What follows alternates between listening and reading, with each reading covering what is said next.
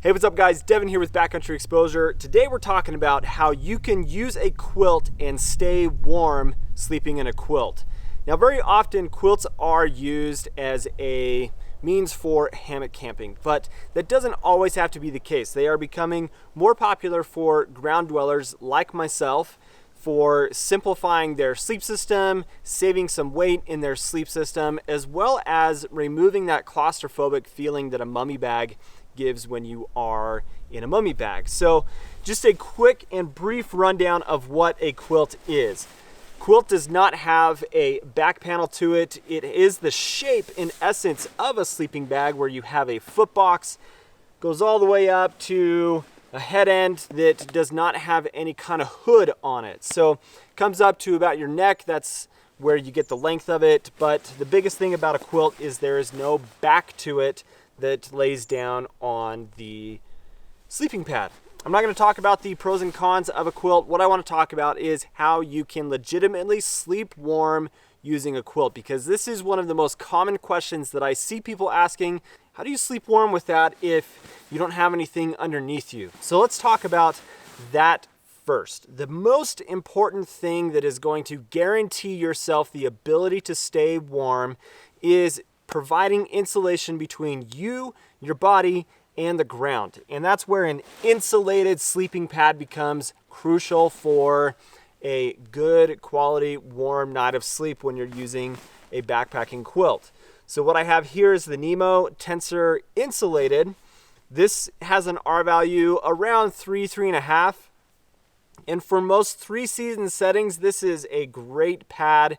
And that R value range in general is a great R value temperature range that will allow you to go into about freezing temperature and stay warm. You may have to layer up some clothing in order to stay a little bit warmer, but about a 3.5 R value is going to be warm enough for 3-season use. Anything lower than that, R value 2 or 1, really is going to be a summer type of setting. So insulated sleeping pad. The biggest thing that this is providing is your body is not losing heat by the ground sucking body heat away from you. So there is insulation in different types of forms depending on what insulated sleeping pad you get. Sometimes it is a metallized film like you have in here that's like a Primaloft silver or Primaloft gold that basically reflects body heat back, similar to how Reflectix works for a sunshade in a car. That's the same idea here with your sleeping pad, is that Reflectix material is on the inside, reflecting and pushing body heat back to you so that you are not losing that heat into the ground. It's also going to work the opposite direction and push the cold air back into the ground, so it's not allowing that to penetrate up into your body. We call that kind of heat loss conduction. When it comes to your quilt, this is an important aspect to consider as well. By just having an insulated sleeping pad is not going to be enough to keep you warm. It's one part of the puzzle, or one piece of the puzzle. So the first thing that you need to do is purchase a quilt that has a temperature rating that matches the conditions that you will find yourself in for whatever season you might be going in. We're talking 3-season in this particular scenario. So typically a 20 degree is a good all-around temperature rating for a quilt. And it's good to get on each manufacturer's website to see is their 20 degree or their temperature ratings their comfort rating or their survival rating, and then make adjustments to your purchase based off of the information that you find looking on their websites.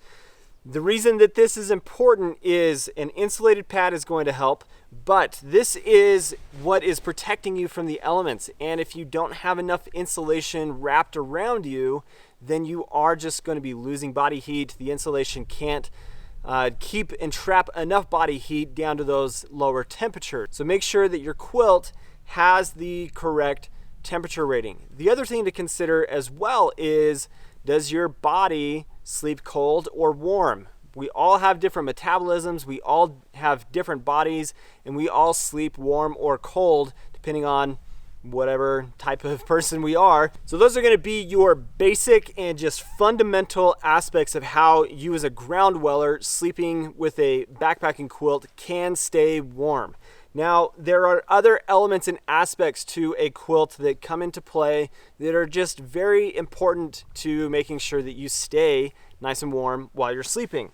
And that's where things like pad straps come into play, as well as other features that may be available depending on what manufacturer you are purchasing your quilt from. This particular quilt is from Underground Quilts, or UGQ Outdoor.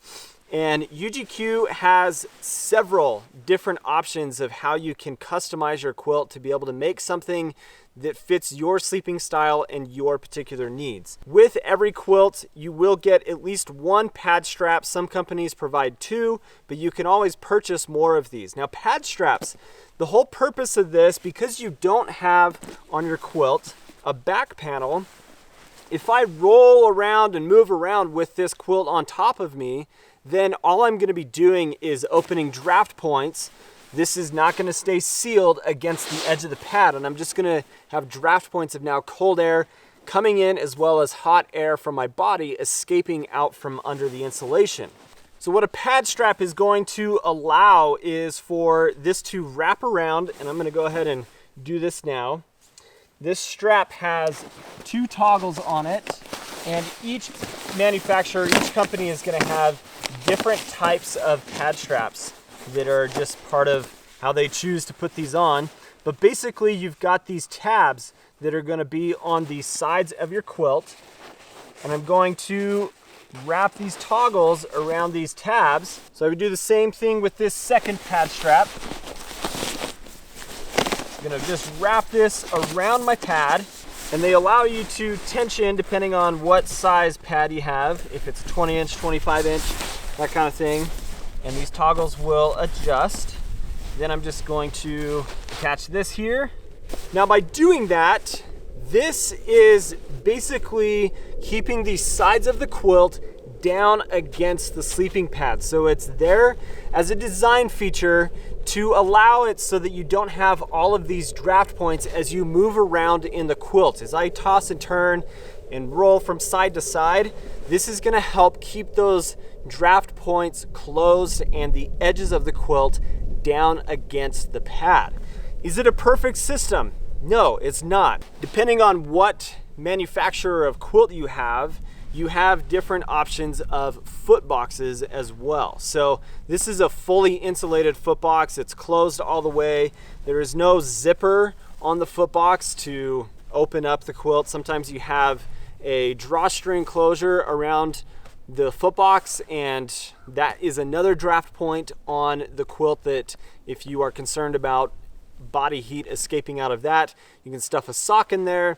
Some manufacturers like UGQ have come up with a solution for eliminating that particular draft point. But now we got to talk about what happens up around your neck, because in a mummy style bag, the biggest thing is you've got this hood that comes over you, and you're able to cinch that up nice and tight around your face, and it just eliminates all those draft points.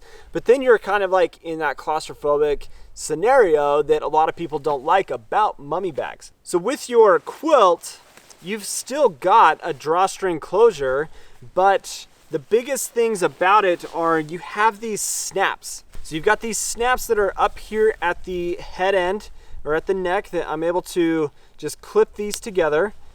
And when I do that, I'm able to get into the bag, pull the bag up over top of my neck, and now I can pull these drawstrings around and I can tighten that, not to the point that it's choking me by any means, but I can pull that nice and tight. And then you might ask, well, how do I keep my head warm? Well, just put on a beanie. And something that's really cool, which normally this would tuck in, but this is a draft collar that is something that UGQ also has as a custom option on their quilts. You would tuck that in, and that just really seals up the bag around your neck. But do you always have to do that option? No. Very often I can just pull these drawstring closures on the sides, and then this will just sit nice and snug around my shoulders up against my neck. But if it gets really cold and I really need to seal those draft points, then I've got the ability to do that with pretty much any quilt available on the market. There are some nuances and differences between quilts, but this is a pretty common thing that you'll see on quilts. Now, one more quick tip here to tell you, and that is if you don't have an insulated sleeping pad and you are not wanting to spend a bunch of money to then get another pad that's in the $80 to $150 range, because they can get that expensive, you can spend a very small amount of money, $30 to like $10, depending on what brand it is. But a closed cell foam pad like this, putting this underneath your sleeping pad will allow you to have even more insulation underneath your sleeping pad, providing more protection from that conduction of losing body heat through your pad to the ground and all of that. So that is a great low-cost solution for you to add insulation value, R value, to your sleeping pad without spending a bunch of money. Now, the last thing that I want to say about using a backpacking quilt and how to stay warm is understand your gear and know how it works, and make sure that you spend time to go out and test it before you really take it out on its first big trip. Quilts don't have to be a scary thing. They are an amazing product. No, they are not the best solution for everybody, but for ground sleeping, they can be awesome. Just make sure that your quilt is wide enough, at least 55 inches or wider. If you go 50 inches, that's really meant for a hammock system. 55 inches or wider is very important to making sure that as a ground sleeper, you're able to stay warm. It really makes a big difference. So understand your gear, do the research, and ask questions. But I hope that provides you some kind of education to help you understand a little bit more about quilts, how you can sleep with them nice and warm on the ground, and all of that. So I really appreciate you guys watching today. If you're not subscribed to the channel, do subscribe, hit the bell notification to get notified when I post new videos. We'll see you on the next video. See you later.